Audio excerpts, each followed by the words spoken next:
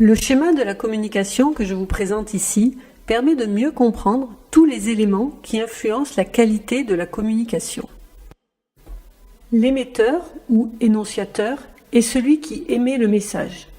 Le récepteur ou destinataire est la personne ou le groupe à qui s'adresse le message. Le message représente le sujet de la communication et il est transmis par l'intermédiaire d'un canal qui peut être auditif ou visuel. Le récepteur ou destinataire peut réagir au sujet du message qu'il a reçu. On appelle cela le feedback. Le feedback permet de s'assurer de la bonne compréhension du message par le récepteur. Il peut être verbal ou non verbal, comme opiner de la tête par exemple. Certains éléments peuvent venir perturber la communication. On les nomme bruit.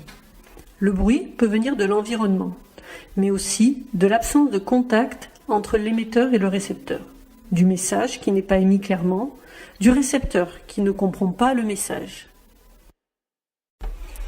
Ainsi, pour qu'une communication soit efficace, il est indispensable de veiller à ce que l'environnement soit adapté, que l'émetteur adapte son message à son interlocuteur, aussi bien sur les aspects verbaux que non verbaux, que le récepteur fasse preuve d'écoute, donne du feedback, fasse préciser le sens des termes et éventuellement reformule le message de l'émetteur. Alors, vous aussi, prenez soin de vos communications pour atteindre vos objectifs et faire passer vos messages avec succès.